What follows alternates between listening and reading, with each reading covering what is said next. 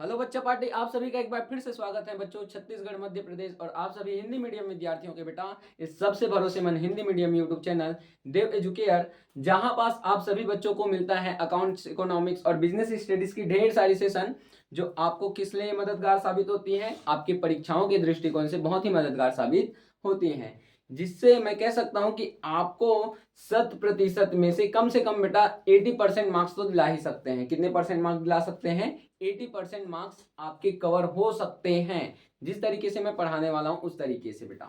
ठीक है, तो उम्मीद है कि आप लोग भी स्टेप बाय स्टेप उस चीजों को समझते चलोगे। ठीक है, तो आइए आज के इस धमाकेदार सेशन की करते हैं शुरुआत। आज का हमारा जो सेशन होने वाला है बच्चों, अर्थशास्त्र में होने वाला है। कौन से अध्याय का है सर? तो बेटा मैं बता दूं, अध्याय नंबर 9। सर आपने तो 2 ही अध्याय पढ़ाए हैं हम लोगों को। कितने अध्याय पढ़ाए हो सर? 2 अध्याय पढ़ाए हो, लेकिन आप सीधे अध्याय 3 की अपेक्षा कहां पास आ गए? अध्याय 9 में आ गए। अब अध्याय 9 में आने का तात्पर्य ये है बच्चों कि ये जो हमारा अध्याय है 9 है, ठीक है, ये आपके एक यूनिट 3 से रिलेटेड है। ठीक है, मतलब हमने पहले 2 अध्याय में जो कवर अप किए थे वो यूनिट 1 का था बेटा। किस यूनिट का था बच्चों? आप लोग बताइए। यूनिट 1 का था। और यूनिट 2 को मैं इसलिए नहीं पढ़ा रहा हूं क्योंकि उसमें से बेटा केवल और केवल 5 मार्क्स के क्वेश्चंस आपको पूछे जाते हैं आपके एग्जामिनेशंस में। ठीक है, क्यों? क्योंकि वो जो यूनिट है उसमें तो टोटल अध्याय की संख्या जो है वो 6 है। ठीक है, टोटल अध्यायों की संख्या कितनी है? 6 अध्याय उसमें है, लेकिन आपके 5 मार्क्स के ही क्वेश्चंस उसमें से पूछे जाते हैं। तो उसकी अपेक्षा बेटा जो आपका यूनिट 3 है, मतलब यहां पास जैसे कि केंद्रीय प्रवृत्ति की माप से लेकर के आपके जो निर्देशांक तक, ठीक है, तो वहां तक जो आपके अध्याय है उसमें से बेटा टोटल 27 नंबर के क्वेश्चंस पूछे जाते हैं। तो मैं 5 नंबर की उपेक्षा करते हुए क्या करूंगा? 27 नंबर की आपको तैयारी करवाने वाला हूं। इसीलिए क्या किया गया, आपको यूनिट 1 से सीधे यूनिट 3 में ट्रांसफर किया गया। ठीक है बच्चों, तो उम्मीद करता हूं ये चीजें आपको समझ में आई होंगी कि आपको कितने नंबर को छोड़ दिया? 5 नंबर को छोड़ करके मैं सीधे 27 नंबर की तैयारी करवाने वाला हूं आप लोगों को। क्योंकि छह आपके अध्याय थे, 6 अध्याय में से आपको बेटा 5 नंबर ही मिलते हैं। अब उसमें से किसकी तैयारी आप करते हैं? उससे अच्छा क्या करो, आप इधर का पढ़ो, यूनिट 3 का पढ़ो, और यूनिट 3 में से आप 27 नंबर की तैयारी कर लो। क्लियर है इतना बच्चों? आप लोगों को भी उम्मीद करता हूं कि क्लियर हो गया होगा। ठीक है, तो आइए आज के हमारे इस सेशन की ओर चलते हैं, जिस सेशन में आज हम लोग पढ़ने वाले हैं केंद्रीय प्रवृत्ति की माप। क्या पढ़ने वाले हैं बच्चों? केंद्रीय प्रवृत्ति की माप। Very good. ठीक है, तो केंद्रीय प्रवृत्ति की माप पढ़ने वाले हैं। उसमें सबसे पहला जो क्वेश्चन है मेरे मन में होता है, आप लोगों के मन में होता है कि नहीं, मेरे को नहीं पता, क्योंकि अभी तक आप लोग पढ़े नहीं हो तो होगा भी नहीं, ये चीजें तो हैं। ठीक है, सबसे पहली चीज केंद्रीय प्रवृत्ति का अर्थ बोला गया। केंद्रीय प्रवृत्ति आखिर है क्या बेटा, उसके बारे में बताओगे? आप अपने शब्दों में बता दो, फिर हम अपने शब्दों में बता देंगे बेटा। यहाँ पास जैसे लिखा है उसके शब्दों में भी बताएंगे। आपके अनुसार, आपके बुक के अनुसार भी बता सकते हो, कोई दिक्कत नहीं है, नो प्रॉब्लम, बता दो। सॉरी, सीजी लैंग्वेज का प्रयोग ना करो बच्चों। ठीक है ओके, ठीक है भाई, हम ही बता देते हैं, ध्यान से सुनते चलिएगा। केंद्रीय प्रवृत्ति का अर्थ क्या बोला गया है कि संख्यात्मक तथ्यों के मूल्यों में, संख्यात्मक तथ्य क्या है बेटा? संख्यात्मक तथ्य क्या है? तथ्यों का तात्पर्य होता है आंकड़ों से। तथ्यों का तात्पर्य किससे होता है? आंकड़ों से, जो आपके पास संख्याएं होती हैं वो। ठीक है, जैसे कि यहाँ पास हमारे पास क्या है, एक आंकड़े हैं, संख्यात्मक तथ्य है। क्लियर है? संख्यात्मक तथ्यों के मूल्यों में किसी विशेष मूल्य के आसपास, किसके आसपास बेटा? किसी विशेष मूल्य के आसपास संकेंद्रित होने की प्रवृत्ति को क्या कहते हैं? केंद्रीय प्रवृत्ति की माप कहते हैं। अब जैसे कि बेटा यहाँ पास क्या है, एक आंकड़े हमारे पास दिए हुए हैं। क्या दिए हुए हैं सर? एक आंकड़े हमारे पास दिए हुए हैं। जैसे कि उस आंकड़े में कौन कौन सी संख्याएं हैं? 15 है, 17, 20, 28, 22, 11 और 14, 26, 30 और 24। ठीक है, ये हमारे पास एक आंकड़े हैं, ठीक, संख्याओं के। अब इसमें क्या होगा, किसी बीच की जो संख्या है, या हो सकता है कि जो सबसे छोटी संख्या 11 है, सबसे बड़ी संख्या कौन है? 30 है। अब इस 11 से लेकर के 23 के बीच में जो भी संख्या होगी, ठीक है, उसके बीच में क्या होगी, संकेंद्रित होने की प्रवृत्ति होगी। उस संख्या के आसपास इन सभी संख्याओं की होने की प्रवृत्ति होगी और उसी प्रवृत्ति को हम क्या कहते हैं, केंद्रीय प्रवृत्ति कहते हैं। क्लियर है इतना बेटा? अब जैसे कि मान के चलिए अगर इसका औसत निकाल देते हैं तो जो औसत निकलेगा वो क्या होगा, 11 से लेकर के 30 के संख्या के बीच की होगी, ठीक है, और उसी संख्या के आसपास ही जो होगी ये सारी संख्याएं एकत्रित होंगी। क्लियर है? उनके आसपास ही संकेंद्रित होने का कार्य करेंगी। क्लियर है बेटा इतना? तो मैं उम्मीद करता हूं कि केंद्रीय प्रवृत्ति का अर्थ आप लोगों को समझ में आ गए होंगे। क्लियर है इतना? ओके, नेक्स्ट है केंद्रीय प्रवृत्ति के माप। केंद्रीय प्रवृत्ति का अर्थ तो हमने समझ लिए कि ठीक है, केंद्रीय प्रवृत्ति क्या होता है, क्या होता है, जो हम क्या करते हैं, हमारे पास जो आंकड़े होते हैं उसके मध्य मूल्य के बीच संकेंद्रित होने वाले प्रवृत्ति को हम केंद्रीय प्रवृत्ति कहते हैं बेटा। ठीक है, अब केंद्रीय प्रवृत्ति की माप क्या है, एक ऐसा संख्या, ठीक है, या एक ऐसा अंक जो किसी श्रेणी के लगभग कहां पास स्थापित होता है बच्चों, मध्य में, मतलब बीच में। क्लियर है? ठीक है, और उसके महत्वपूर्ण लक्षणों का प्रतिनिधित्व करता है, केंद्रीय प्रवृत्ति का माप या माध्य या औसत कहलाता है। क्लियर है? यहाँ पास भी कुछ आंकड़े दिए हुए हैं बेटा, ठीक है, यहाँ पास भी क्या किए हुए, कुछ आंकड़े दिए हुए हैं। अब यहाँ पास बोला गया कि केंद्रीय एक ऐसा अंक जो किसी श्रेणी के क्या होता है, मध्य में स्थित होता है, मतलब यहाँ पास बीच की संख्या कौन सी है, 100, मतलब मान के चलिए 100 जो है वो हमारा केंद्रीय प्रवृत्ति का माप है, ऐसा मान करके चलते हैं। और कुछ चीजें बता रहा हूँ, उसके महत्वपूर्ण लक्षणों का क्या करता है, प्रतिनिधित्व करने का कार्य करता है। मतलब ये जो समंग श्रेणी है, ये जो आंकड़े हैं बच्चों, उसके प्रतिनिधित्व करने का कार्यभार किसके कंधों पर है, ये जो अंक है 100 उसके कंधों पर है। क्लियर है? जैसा कि आपके बेटा क्लास में टोटल कितने बच्चे हैं अभी वर्तमान में, 53 टोटल ना, 11th में बेटा 53 बच्चे इनके 11th क्लास में हैं। ठीक, अब 11th क्लास में बेटा होगा यूं कि उन बच्चों में से किसी एक बच्चों को क्या किया गया होगा, आपके क्लास का मॉनिटर बनाया गया होगा। क्या बनाया गया होगा, मॉनिटर बनाया होगा। क्यों? क्योंकि वो आपके कक्षा का प्रतिनिधित्व करने का क्या करता है, वो कार्य करता है। बाकी बच्चों को क्यों नहीं बनाया गया, क्योंकि उसमें कुछ गुण नहीं मिले उन आपके टीचरों को, ठीक है, कि वो इस कक्षा को संभाल सकता है, ऐसा उनको उम्मीद ही नहीं है। क्लियर है? क्लियर है? ठीक है, मतलब कहीं ना कहीं हो यूं रहा है बेटा कि हम क्या करते हैं, एक ऐसे व्यक्ति का चयन करते हैं जो आपके क्लास का क्या कर सके, मॉनिटरिंग कर सके, ठीक है, जो आपके क्लास के जितने भी गंदे बच्चे हैं या बुरे बच्चे हैं उनको सुधार सके। इसीलिए क्या किया जाता है, आपकी कक्षाओं में मॉनिटर का उपयोग किया जाता है या मॉनिटर किसी को भी बना दिया जाता है। ठीक उसी प्रकार से क्या किया जा रहा है, ये जो 100 वाली संख्या है बेटा, वो क्या करता है, इस समंग श्रेणी का मॉनिटर है। ठीक है, कौन है ये, मॉनिटर है, कैप्टन है। क्लियर है? जैसे हमारे वर्तमान में अभी इंडिया का कैप्टन कौन है, इंडिया का कैप्टन आप लोगों को सॉरी नहीं पता होगा तो मैं बता दूं, अभी टेस्ट में है शुभमन गिल, ठीक है, जो इंडियन टीम के कैप्टन है। ओके, जैसे कि यहाँ पास इस समंग श्रेणी के कैप्टन कौन है, 100। क्लियर बेटा? नेक्स्ट बोला गया सांख्यिकी माध्य के उद्देश्य एवं कार्य। ठीक है बच्चों, यहाँ पास क्या होता है, समंकों का संक्षिप्त चित्र प्रस्तुत करना। मतलब बेटा सांख्यिकी माध्य की सहायता से हम क्या करते हैं, जटिल और कठिन जो भी समंक हैं उसको हम क्या करते हैं, इतना सरल बना देते हैं, छोटा बना देते हैं, जिसको बेटा आसान शब्दों में बोलूं तो जो व्यक्ति क्या करता है, संख्याओं का ज्ञान नहीं रखता है, उसको भी थोड़ी बहुत चीजें समझ में आने लग जाती है। क्लियर है?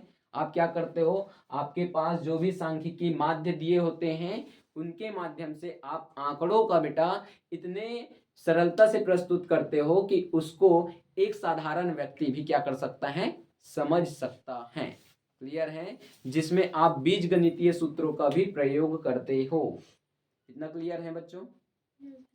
क्लियर है? ओके, तुलना को संभव बनाना। अब तुलना को किस प्रकार से संभव बनाया जाए भाई? तो बेटा मैं बता दूं, एक उदाहरण देता हूं आप लोगों को कि कैसे तुलना होती है। दो या दो से अधिक आंकड़ों के बीच में हम क्या कर सकते हैं, तुलना कर सकते हैं, दो या दो से अधिक तथ्यों के बीच में। फॉर एग्जाम्पल बच्चों, क्या हुआ होगा आपके, जैसे कि अभी अभी आपने 10th पास करा बेटा, उससे पहले भी कई बच्चों ने 10th पास करा है ना? आप लोगों से पहले क्या किसी ने 10th पास नहीं करा है क्या? करे हैं। तो वहां पास हुआ होगा यू कि आपके पिछले सत्र में बेटा, ठीक है, जैसे कि आप लोगों ने कौन से सत्र में 10th पास किया, 2024 और 25 में, ठीक है। तो 2024 और 25 के पासिंग रेट को अगर हम देखें, कौन से रेट को? पासिंग रेट को, कि कितने बच्चे आपके क्लास में पढ़ रहे थे और कितने बच्चे वहां पास से पास होकर के निकले हैं। तो मान के चलते हैं 75% बच्चे आपकी क्लास से पास होकर के निकले। क्लियर है बेटा? कितने परसेंट बच्चे पास होकर के निकले? 75%। अब हम क्या करेंगे, इसका तुलनात्मक अध्ययन करने के लिए बीते हुए वर्षों के पासिंग परसेंटेजेस को लेंगे। क्लियर? जैसे कि अब आप लोग निकले 2024-25 में, उससे पहले क्या हुआ, 2023-24 में निकले गए बच्चे, है ना? तो 2023-24 में कुछ बच्चे निकले तो उनका जो परसेंटेजेस था पासिंग का, ठीक है, वो था 77 का। कितने परसेंट का था? 77 का, क्योंकि कोरोना काल से प्रभावित थे, मान के चलते हैं, है ना? तो यहाँ पास क्या हुआ, अब हम इन दोनों में क्या करेंगे बेटा, तुलनात्मक अध्ययन करेंगे। कैसी तुलनात्मक अध्ययन सर? तो बच्चों यहाँ पास देखो 75% बच्चे जो हैं आपके 2024 और 25 वाले सत्र में पास हुए, लेकिन 2023 और 24 वाले सत्र में बेटा 77% बच्चे जो हैं क्या हो गए थे, पहले ही ऑलरेडी पास हो गए थे। मतलब क्या हुआ कि इसमें 2% की क्या हो गई बेटा, कमी हो गई। पासिंग मार्क्स में पिछले वर्ष की तुलना इस वर्ष क्या हो गई, कमी हो गई। कितने परसेंट की? 2% की। तो इस तरीके से क्या करोगे आप, जो भी सांख्यिकी माध्य होंगे उसको तुलनात्मक अध्ययन करने के लिए बना सकते हो, ठीक है, या जिसका आप तुलना संभव कर सको ऐसा माध्य आप तैयार करोगे। क्लियर है? नेक्स्ट क्या है, सांख्यिकी विश्लेषण का आधार है। जो भी आपके पास सांख्यिकी माध्य होते हैं बच्चों, वो क्या करते हैं, सांख्यिकी को विश्लेषण का आधार मानते हैं बेटा। क्यों आधार मानते हैं? क्योंकि आप जो भी सांख्यिकी तथ्य हैं, समंक हैं, आंकड़े हैं, उन्हीं के द्वारा क्या करते हो बेटा, उसका निष्कर्ष निकालने का कार्य करते हो। किसका निष्कर्ष निकालते हो? सांख्यिकी का। क्लियर है? समग्र का प्रतिनिधित्व करना, जैसे कि आपके क्लास मॉनिटर क्या करता है, आपके कक्षा का प्रतिनिधित्व करने का कार्य करता है बेटा, कि कोई बच्चा बदमाशी तो नहीं कर रहा है, कोई बच्चा पढ़ाई में कमजोर तो नहीं है, कोई बच्चा पढ़ाई में इतना इंटेलिजेंट होने के बाद भी क्या कर रहे हैं, गधों जैसी हरकतें कर रहे हैं। ये सारी नजरें कौन रखता है? आपके जो क्लास के मॉनिटर होते हैं, जो आपके कक्षा का प्रतिनिधित्व करते हैं वो। जैसे कि यहाँ पास हमारे इस समंग श्रेणी का मॉनिटर था 100। क्लियर है बेटा इतना? नेक्स्ट क्या है, नीति निर्धारण में सहायक। जो आपके बेटा सांख्यिकी माध्य होते हैं, क्या होते हैं, सांख्यिकी माध्य जो होते हैं बच्चों, वो जो होता है नीति निर्धारण करने में भी सहायक होती है।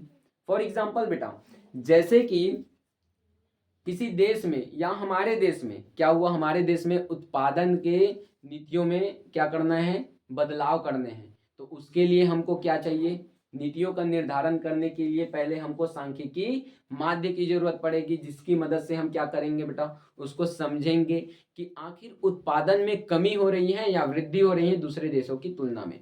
कमी होने की परिस्थिति में बच्चा हम क्या करेंगे, उसमें नीतियों का निर्धारण करेंगे कि किस प्रकार से हम उत्पादन क्षमता को बढ़ाएं, ताकि जो हमारे वस्तुओं का उत्पादन का जो संख्या है वो कम है, उसको वृद्धि कर सके बेटा। क्लियर है इतना? नीतियों के निर्धारण में भी जो सांख्यिकी माध्य है वो अहम भूमिका अदा करने का कार्य करता है। क्लियर है बच्चों? नेक्स्ट क्या है, आदर्श माध्य के आवश्यक गुण। यहाँ पास बोला गया स्पष्ट होने चाहिए। जो आपके पास माध्य होते हैं बच्चों, जो आप माध्य की गणना करते हो वो स्पष्ट होने चाहिए, सरल होने चाहिए, ताकि जो भी व्यक्ति हैं, जो साधारण व्यक्ति हैं, जो सामान्य व्यक्ति हैं बच्चा, वो भी अच्छे से उसको समझ सके। ठीक है, जैसे कि अभी आप लोगों को, जैसे मैं बोल दूं इस समंग श्रेणी में जो भी दिया गया है वो सारी चीजें के द्वारा आप क्या करो, समांतर माध्य की गणना करो। अभी तो आप नहीं कर पाओगे, हो सकता है क्योंकि आपको पता नहीं है अभी किस किस तरीके से इसको हल किया जाता है। लेकिन जब आप इसको हल करते हो बेटा, तो आपका जो तरीका होगा, जिन रीतियों का, जिन श्रेणियों का आप प्रयोग करके इसको हल करोगे, ठीक है, वो जो है वो सरल तरीके होने चाहिए। वो जो रीतियां होंगी वो बहुत ही स्पष्ट होनी चाहिए, ताकि जो सरल सामान्य व्यक्ति हैं वो भी उस चीज को आसानी के साथ समझ सके बेटा। क्लियर है इतना? नेक्स्ट क्या है, समझने में सरल। फिर से वही बात कि आप किसी भी रीति का, किसी भी श्रेणी का प्रयोग करो, वो सारी चीजें जो है एक साधारण व्यक्ति को भी समझ में आनी चाहिए। क्लियर बेटा? नेक्स्ट है गणना में सरल। वही चीज है, फिर से आप यदि क्या करते हो, समांतर माध्य की जैसे गणना करते हो। किसकी गणना करते हो? समांतर माध्य की जैसे गणना करते हो, या माध्यिका की गणना करते हो, या बहुलक की गणना करते हो, तो उसमें भी क्या होना चाहिए, जो गणना का कार्य है वो इतना सरल होना चाहिए कि वो एक साधारण व्यक्ति के समझ में आ सके बच्चों। क्लियर है बेटा? इतना क्लियर है सबको? ओके। नेक्स्ट क्या बोला गया, यह सभी संख्याओं पर क्या होने चाहिए, आधारित होने चाहिए। किस पर आधारित होने चाहिए बच्चों? किस पर आधारित होने चाहिए मूर्खों? हाँ, यह जो है, जो आपका आदर्श माध्य है वो किस पर आधारित होने चाहिए? सभी संख्याओं पर आधारित होने चाहिए। ठीक है, ये लो, ये बच्चे कुछ बोलते नहीं है ना? ठीक है बेटा, ये जो संख्याएं होंगी वो सभी संख्याओं पर आधारित होने चाहिए। अब क्यों आधारित होने चाहिए? जैसे कि आपके क्लास का मॉनिटर बनाया जाता है बेटा, तो उसमें भी वोटिंग का कार्य होता है, देखे होंगे, है ना? तो आपके इच्छाओं के अनुसार ही क्या होता है, मॉनिटर का चयन किया जाता है। तो यहाँ पास जो है जितने भी संख्या होंगी वो किस पर आधारित होने चाहिए? बाकी जो संख्याएं हैं उस पर आधारित होने चाहिए। मतलब एक जो संख्या है उसके घटने से या बढ़ने से उस पर प्रभाव तो होना ही चाहिए। क्यों? क्योंकि एक वोट से ही जीत और हार का निर्णय किया जाता है बच्चों, जैसे कि आपके क्लास के मॉनिटर का जीत और हार का निर्णय किया गया होगा। क्लियर है इतना? बीजगणितीय विवेचन के योग्य होने चाहिए, मतलब जोड़ घटाव गुना भाग वाला सिस्टम है ना, उसके क्या होने चाहिए, योग्य होने चाहिए। निरपेक्ष संख्या, जो भी संख्या आप लेते हो बच्चा, वो क्या होने चाहिए, एक निरपेक्ष संख्या होने चाहिए, स्वतंत्र संख्या होने चाहिए। ठीक है। नेक्स्ट है निदर्शों के परिवर्तन का न्यूनतम प्रभाव। जो भी आप निदर्श में परिवर्तन कर रहे हो, जितने भी संख्याओं में आप क्या कर रहे हो, परिवर्तन कर रहे हो, उसका प्रभाव जो है वो न्यूनतम होने चाहिए, कम होने चाहिए। ठीक है बच्चों। नेक्स्ट क्या बोला गया, अनावश्यक रूप से अंतिम संख्याओं से प्रभावित ना हो। यदि आपने क्या किया बेटा, यहाँ पास जो हमने संख्या ली थी वो इस तरीके से, मतलब यहाँ पास जो अंतिम संख्या है जैसे कि 130 और यहाँ पास जो प्रथम संख्या है 50, वो इससे इस तरीके से प्रभावित नहीं होने चाहिए कि उसका बेटा अनावश्यक प्रभाव हमको देखने को मिले। ठीक है, यदि प्रभाव हो रहे हैं तो उतना ही होना चाहिए जितना कि आसपास के संख्याओं से हो रहे हैं। कुशाल सीधा बैठ बेटा। ठीक है। नेक्स्ट क्या बोला गया, सांख्यिकी माध्यों के प्रकार कि आखिर बेटा हम केंद्रीय प्रवृत्ति के अंतर्गत या केंद्रीय प्रवृत्ति के माप के अंतर्गत किन किन माध्यों का क्या करते हैं बेटा, अध्ययन करते हैं, उसके बारे में जानेंगे। ठीक है, इसीलिए कहा गया सांख्यिकी माध्यों के प्रकार। तो आइए देखते हैं। सांख्यिकी में बच्चों अनेक प्रकार के माध्यों का अध्ययन किया जाता है। अनेक प्रकार का तात्पर्य क्या है बच्चों? अनेक प्रकार का तात्पर्य क्या है? अधिक क्या होता है? अरे मूर्ख बच्चा, बता भी दो। ये लो, और बोल रहा हूं तो फिर बोल रहे हैं कि ये क्या बोल रहे हैं हम लोगों को, है ना? सिर खुजा रहे हैं बच्चे। ठीक है, कुछ भी बोल देते हैं। ठीक है, तो बच्चों मैं बता दूं, अनेक प्रकार का तात्पर्य क्या है, दो या दो से अधिक प्रकार जिसके होते हैं। ठीक है, अनेक प्रकार का ये नहीं है कि बहुत सारा हो गया। ठीक है, आप सोच रहे हो कि 1000 हो गए, 2000 हो गए, ऐसा बिल्कुल नहीं है बेटा। अनेक प्रकार का तात्पर्य क्या है, जिसके दो या दो से अधिक प्रकार हो उसको हम अनेक प्रकार के रूप में देखते हैं। ठीक है, जैसे कि यहाँ पास हो गया सांख्यिकी में अनेक प्रकार के माध्यों का अध्ययन किया जाता है। कुशाल, बार बार बोल रहा हूं बेटा, ठीक है। उनमें से हम मुख्यतः समांतर माध्य, जिसको हम क्या कहते हैं इंग्लिश में अर्थमेटिक मीन्स ऑफ एवरेज, क्या करते हैं, समांतर माध्य का अध्ययन करते हैं। दूसरा होता है माध्यिका का अध्ययन करते हैं, जिसको इंग्लिश में क्या बोलते हैं बेटा, मेडन, क्या बोलते हैं, मेडन। तीसरा होता है, लास्ट होता है, तीसरा और लास्ट है बहुलक, जिसको हम इंग्लिश में बोलते हैं मोड। इन तीनों चीजों का हम अध्ययन किसके अंतर्गत करते हैं, केंद्रीय प्रवृत्ति के माप के अंतर्गत। बच्चों मैं बता दूं, समांतर माध्य जो होता है उसको प्रदर्शित करने का जो स्ट्रक्चर है या जो समांतर माध्य, उसको किससे प्रदर्शित किया जाता है, एक्स बार से। किससे प्रदर्शित किया जाता है, एक्स बार, ठीक है। अब यहाँ पास जो ये नीचे लिखा है बेटा, उसको हम क्या कहते हैं, एक्स कहते हैं। जो ऊपर लिखा है उसको हम क्या कहते हैं, बार कहते हैं। और इन दोनों को मिलाकर के क्या बनता है, एक्स बार। क्लियर है इतना। नेक्स्ट है माध्यिका। नेक्स्ट क्या है बेटा, माध्यिका, जिसको हम इंग्लिश में क्या कहते हैं, मेडन। मेडन को बेटा मैं बता दूं एम से प्रदर्शित किया जाता है। किससे प्रदर्शित किया जाता है, एम से, ठीक है। नेक्स्ट है बहुलक। नेक्स्ट क्या है बेटा, बहुलक। बहुलक को किससे प्रदर्शित किया जाता है, जेड से। अब इनको इन नामों से क्यों प्रदर्शित किया जाता है ये भी आने वाले सेशन में बताऊंगा, जब आप इन सारी चीजों का अध्ययन करोगे। क्लियर है बेटा, ये एक्स बार से क्यों प्रदर्शित किया जाता है, या ये जो है एम से क्यों प्रदर्शित किया जाता है, जेड जो है क्यों प्रदर्शित किया जाता है, आने वाले सेशन में बताऊंगा। क्लियर है, ओके। तो यहाँ पास सबसे पहली चीज समांतर माध्य, अर्थमेटिक मीन्स ऑफ एवरेज, ठीक है, उसका अध्ययन हम लोग करेंगे या उसके बारे में हम लोग जानेंगे, जिसी को बोला गया भैया समांतर माध्य या मध्यक, जो दो प्रकार के होते हैं, ठीक है। तो आइए पहले इसको जान लेते हैं, फिर उसके दो प्रकारों को भी जान लेंगे, ठीक है बच्चों। समांतर माध्य केंद्रीय प्रवृत्तियों का सबसे महत्वपूर्ण एवं लोकप्रिय माप है। समांतर माध्य क्या है, जो केंद्रीय प्रवृत्ति होती है बेटा, कौन सी प्रवृत्ति, केंद्रीय प्रवृत्ति होती है, उसका सबसे महत्वपूर्ण एवं लोकप्रिय माप माना गया है उसको, ठीक है। क्योंकि समांतर माध्य का प्रयोग दैनिक जीवन में बहुत अधिक होता है। जो समांतर माध्य है उसका प्रयोग क्या होता है हमारे दैनिक दिनचर्या में बेटा, ठीक है, बहुत अधिक मात्रा में हम इसका प्रयोग करते हैं। अब उसका प्रयोग कैसे करते हैं भैया, ठीक है। तो उसका प्रयोग बेटा जैसे कि हम क्या करते हैं, किसी भी चीज का औसत निकालते हैं। फॉर एग्जाम्पल जैसे कि हम क्या करेंगे, बेरोजगारी दर निकालते हैं अपने ओवरऑल छत्तीसगढ़ का, किसका, ओवरऑल छत्तीसगढ़ का बेरोजगारी दर निकालते हैं।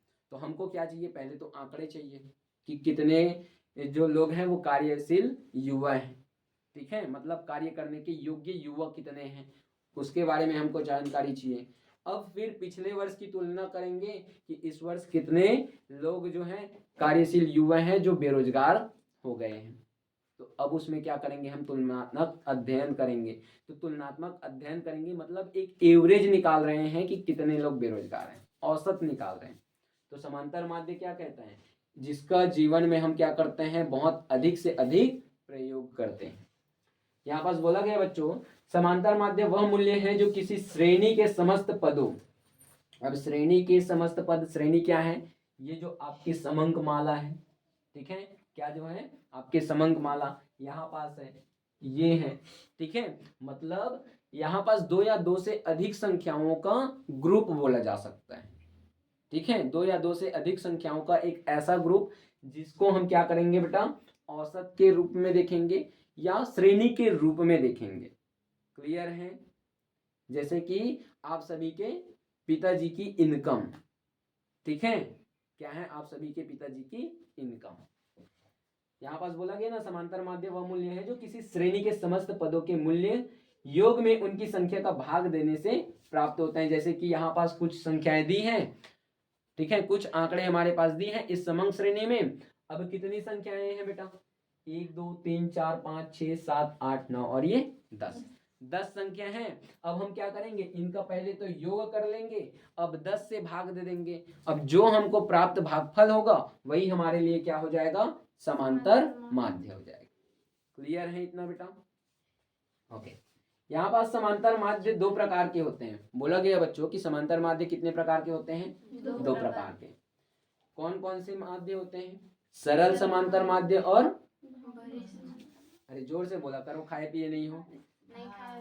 नहीं खाए हो? सुबह सुबह बुला लिए हो, खाना पीना तो खाए नहीं है। पहला होता है बच्चा सरल समांतर माध्य और दूसरा कौन सा होता है? भारित समांतर माध्य। ठीक है, अब इनको भी बेटा क्या है, जो सरल समांतर माध्य है या जो भारित समांतर माध्य है, और साथ ही साथ आपके माध्यिका और बहुलक, उनको ज्ञात करने की कुछ श्रेणियां होती हैं, कुछ रीतियां होती हैं। तो कितनी श्रेणियां होती हैं बच्चों? 3 श्रेणियां होती हैं। कितनी श्रेणियां? 3 श्रेणियां होती हैं। कौन कौन सी बेटा? व्यक्तिगत श्रेणी, खंडित श्रेणी और अखंडित श्रेणी। और इन्हीं 3 श्रेणियों में बेटा हम क्या करते हैं, 2 रीतियों की मदद से विभिन्न प्रकार के सूत्रों का प्रयोग करते हुए क्या करते हैं, समांतर माध्य, माध्यिका और बहुलक की गणना करते हैं, जिसमें प्रत्यक्ष रीति और अप्रत्यक्ष रीति, जिसी को हम लघु रीति के नाम से भी जानते हैं, इनका प्रयोग किया जाता है। क्लियर है बच्चों? इतना क्लियर है? ओके, तो आइए देखते हैं व्यक्तिगत श्रेणी में प्रत्यक्ष रीति से समांतर माध्य की गणना करने का सूत्र क्या होता है, या इन चीजों को कौन कौन से नामों से जाना जाता है, उसके बारे में चर्चा करते हैं। फिर एक एग्जांपल के थ्रू क्या करेंगे, समांतर माध्य की गणना करना सीख लेंगे बेटा प्रत्यक्ष रीति से, और वो भी व्यक्तिगत श्रेणी में। क्लियर है? ओके, तो व्यक्तिगत श्रेणी है और रीति कौन सी है? प्रत्यक्ष रीति। ठीक है, रीति कौन सी है बेटा? प्रत्यक्ष रीति। यहाँ पास सूत्र दिया हुआ है, सूत्र का तात्पर्य क्या होता है? स्ट्रक्चर बोल दो, है ना? क्या होता है? स्ट्रक्चर होता है, जिसी को हम इंग्लिश में बोलते हैं और हिंदी में वही सूत्र हो जाता है। ठीक है बेटा, यहाँ पास जो x बार है, क्या है वो? x बार। इसको क्या कहते हैं हम लोग? x बार। x के ऊपर में जो माइनस का चिन्ह है उसको हम क्या कहते हैं? बार कहते हैं, और इन दोनों को मिलाकर के क्या कहते हैं? x बार। ठीक है, अब यहाँ पास क्या लिखा है? सिग्मा x, मतलब ये x तो हमको समझ में आती है, ये जो लिखा है यहाँ पास उसको हम बोलते हैं बेटा सिग्मा। क्या बोलते हैं उसको? सिग्मा। ठीक है, और इन दोनों को मिलाकर के क्या बनता है? Sigma x। ठीक है, n, ये क्या है? n। n का मतलब क्या होता है? संख्या। अरे n वही अल्फाबेट का लेटर है। ठीक है, और कुछ नहीं है, अल्फाबेट का एक लेटर है। हम यहाँ पास बस अलग तरीके से प्रयोग करते हैं। हंस रहे हैं बच्चे, अब हंसने के पीछे भी कुछ रीजन है ना? ओके, आइए जानते हैं कि इसका तात्पर्य क्या बताया गया है सारी चीजों का। एक्स बार का अर्थ क्या होता है बच्चों? हम समांतर माध्य से लगाते हैं। एक्स बार का हम या एक्स बार को किससे प्रदर्शित करते हैं? समांतर माध्य से। जो सिग्मा एक्स हमने देखे, सिग्मा एक्स, उसको किससे प्रदर्शित करते हो? योग। किसके योग बेटा? संख्या के योग।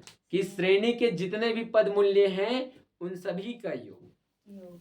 योग, बस योग।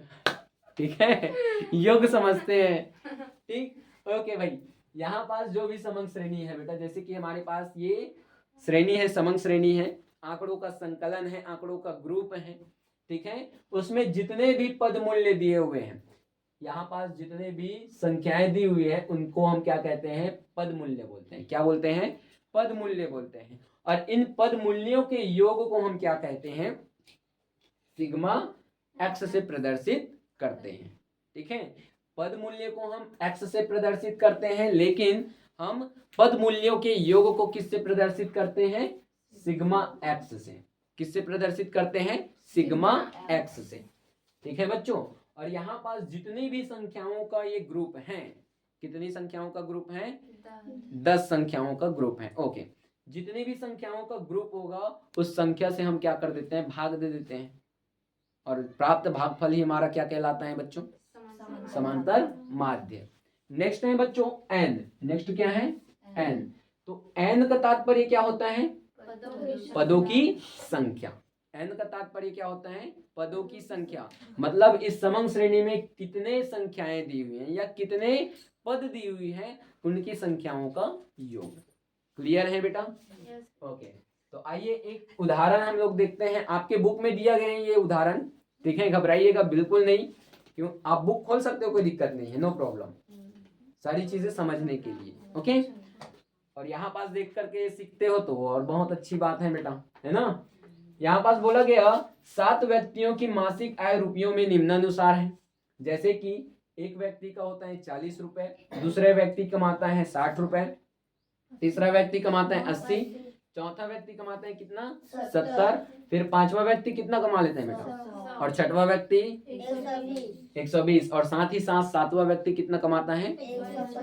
मतलब कहीं ना कहीं क्या है कि जो उनकी कार्य क्षमता है बेटा, किनकी, उन व्यक्तियों की, उन 7 व्यक्तियों की जो कार्य क्षमता है उसके अकॉर्डिंग उसकी मासिक इनकम डिसाइडेड है। अब ऐसा तो नहीं है कि 40 रुपए कमाने वाला व्यक्ति 150 रुपए नहीं कमा सकता, ऐसा है क्या, नहीं, लेकिन उनकी कार्य क्षमता के अनुसार उनको पैसे दिए जाते हैं, ठीक है।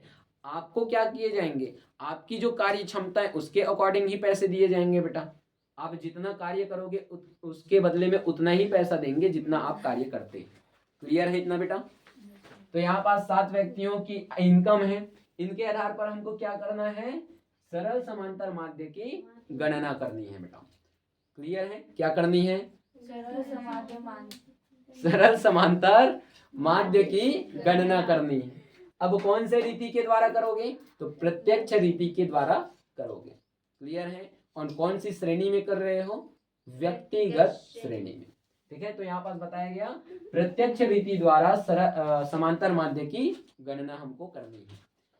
हल दिया गया। अब ये तालिका क्यों, यहाँ पास तो आंकड़े थे बेटा, है ना।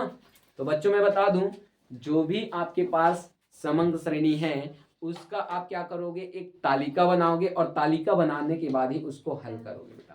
क्लियर है। अब यहाँ पास देखिए क्रम संख्या, ये क्या है, क्रम संख्या, और जिसी को हम एंडिंग में जोड़ करके बनाते हैं n, मतलब पदों की संख्या। क्या हो गया बेटा, अरे गधी हो, ठीक है, शांत रहा करो, ठीक है। अब यहाँ पास जो हमारे पास समंग श्रेणी थे, आंकड़े थे बेटा, ठीक है, उनको हमने ले लिया, आय जो है रुपयों में है, ठीक है, और जो पद मूल्य है उसको हम किससे प्रदर्शित करते हैं बच्चों, एक्स से। जो हमारे पास समंग श्रेणी होते हैं या पद मूल्य होते हैं उसको हम एक्स से प्रदर्शित करते हैं। क्लियर है, और इन्हीं के योग को हम क्या कहते हैं, सिग्मा एक्स। क्लियर है बेटा। तो इनको निकाल लें, फिर सूत्र को देख लेंगे, फिर सूत्रों में हम उसके मानों को रख देंगे, फिर जो हमारा समांतर माध्य है वो निकल करके आ जाएगा। क्लियर है, ओके। यहाँ पास n की संख्या कितनी है बेटा, 7, पदों की संख्या कितनी है, 7, ओके। अब इनका इनकम के अनुसार हम इनके पदों का योग कर लेते हैं बेटा। इधर क्या है 0, ओके 0, 4 और 6 कितने होते हैं 10, फटाफट से करना, 10 और 8 18 और 7 25, ठीक है, 25 और 2 27 और 5 33 की 32, ठीक है, 32 का 2 हासिल कितना चला गया बेटा, 3 और 1 4 और 1 5 और 1 6। अब हमारा स्ट्रक्चर क्या है, सूत्र क्या है बेटा, सूत्र क्या कहते हैं समांतर माध्य निकालने का प्रत्यक्ष रीति में, x बार बराबर, हाँ, सिग्मा x अपॉन n, ठीक है, ओके, x बार। अब यहाँ पास x बार मतलब समांतर माध्य, सिग्मा x मतलब पदों की संख्या, सिग्मा x कितने हैं बेटा 620 बटे n मतलब पदों की संख्या कितनी है यहाँ पास 7, भाग दे दो बेटा, 7 से भाग जा सकते हैं क्या, जो 6 है वो नहीं।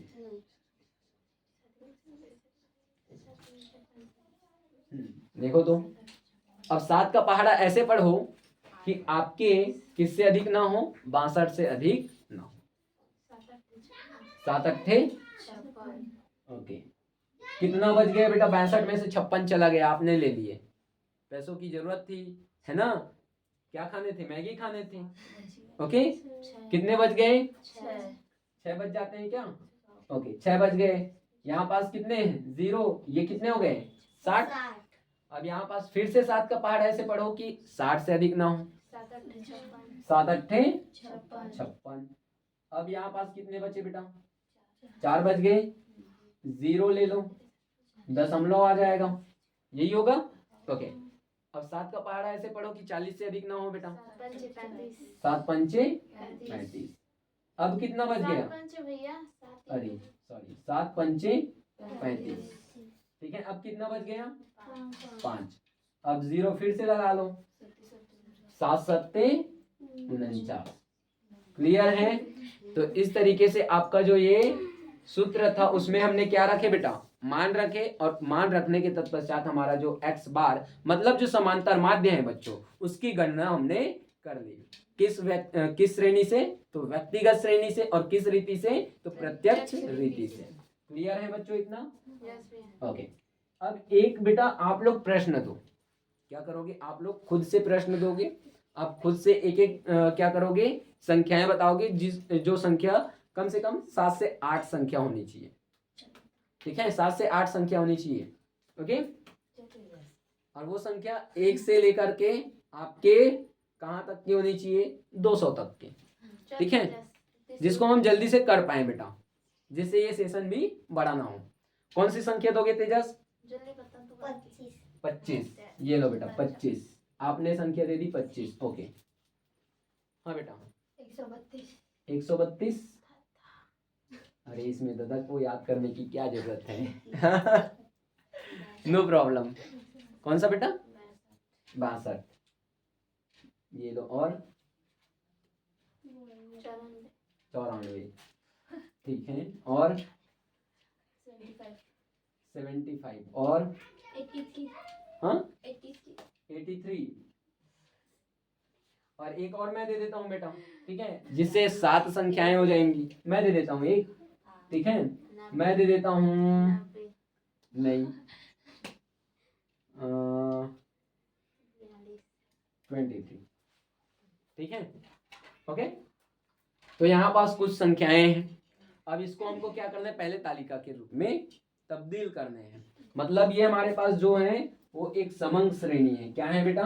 समंग श्रेणी, जिसमें कितनी संख्याएं हैं? 1 2 3 4 5 6 और 7। ठीक है, अब इसको हमको पहले क्या करने हैं? तालिका में तब्दील करने हैं। तालिका बना लें। ओके,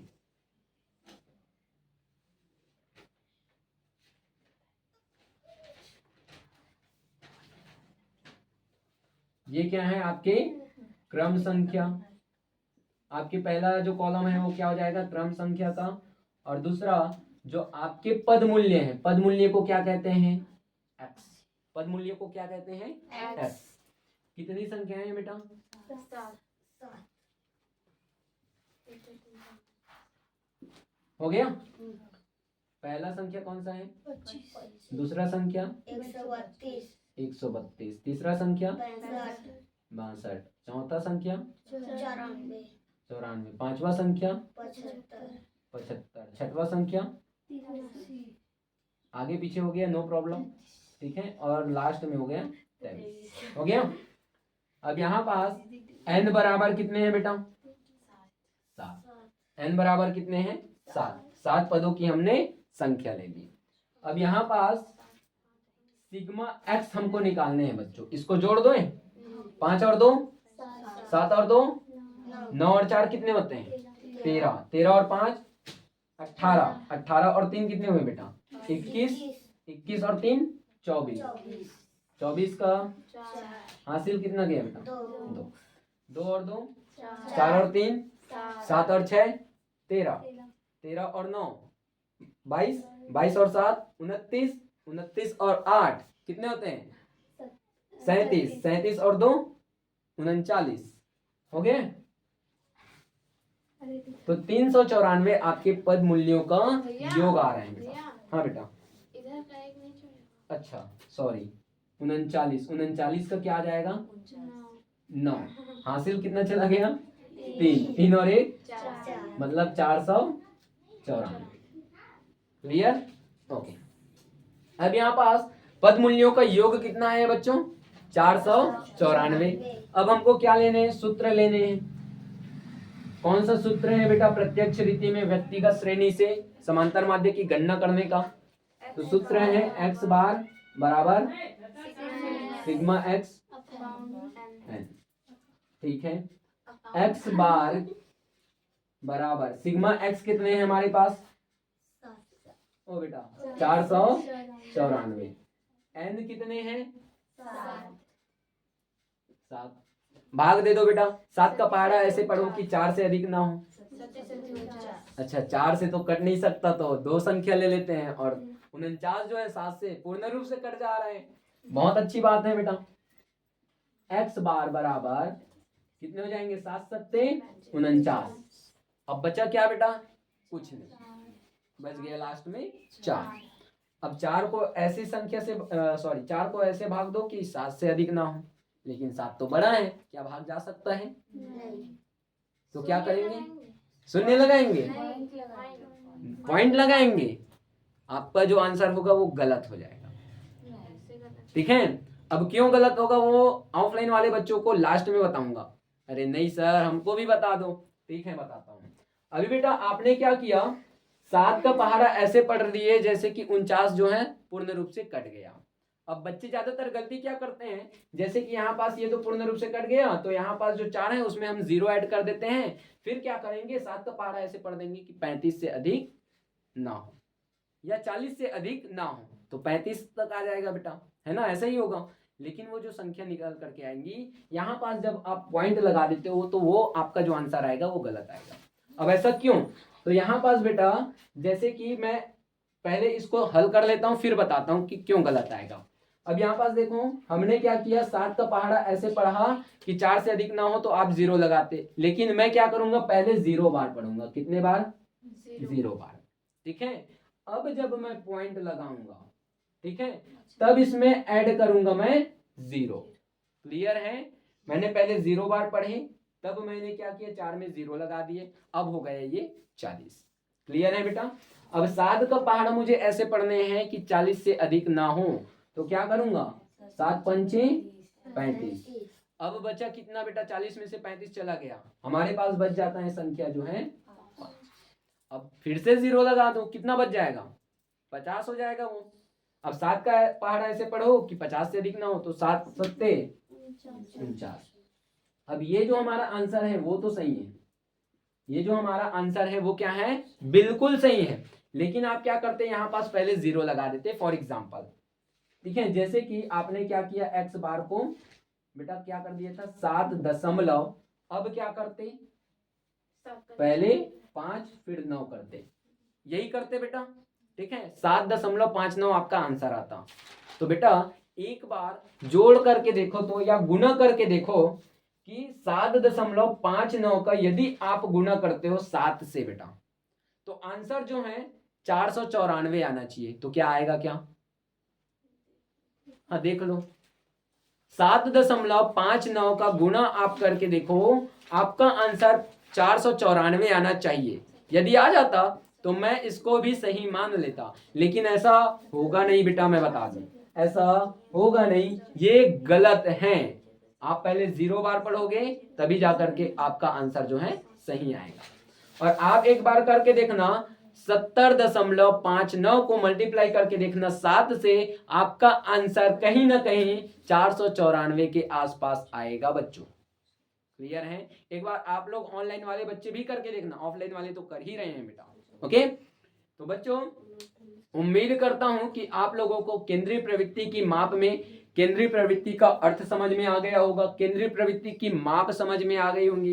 साथ ही साथ आप लोगों को सांख्यिकी माध्य के उद्देश्य एवं कार्य समझ में आ गए होंगे बेटा थोड़ा सा आवाज कम करना तो आप लोग, ठीक है। और साथ ही साथ आप लोगों को आदर्श माध्य के आवश्यक गुणों के बारे में पता चला होगा।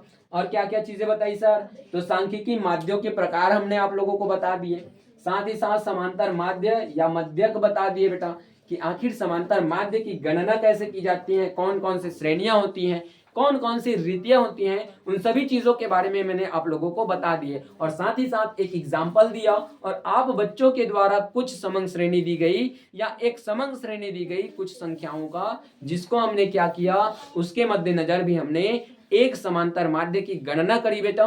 तो मैं उम्मीद करता हूं कि आपको व्यक्तिगत श्रेणी में प्रत्यक्ष रीति से बच्चों समांतर माध्य की गणना करना आ जाएगा। तो बेटा आज के सेशन में बस इतना ही, उम्मीद करता हूं सारी चीजें क्लियर हो जाएं और आने वाले सेशन में मैं आप लोगों को बताऊंगा कि लघु रीति के द्वारा, व्यक्तिगत श्रेणी में ही लघु रीति के द्वारा हम समांतर माध्य की गणना कैसे करते हैं और साथ ही साथ जानने का प्रयास करेंगे बच्चों कि आखिर व्यक्तिगत श्रेणी में तो हमने कर लिए, आने वाले श्रेणी जो खंडित और अखंडित श्रेणी है उसमें हम समांतर माध्य की गणना कैसे करते हैं। ठीक है बच्चों, तो बेटा वीडियो अगर पसंद आता है तो वीडियो को लाइक शेयर जरूर करें और यदि आप हमारे चैनल पेज पर नए हैं तो चैनल पेज को सब्सक्राइब कर बेल आइकन के बटन को जरूर प्रेस करें ताकि आप लोगों को हमारी आने वाली सेशन की वीडियो सबसे पहले प्राप्त हो जाए। तब तक के लिए जय हिंद।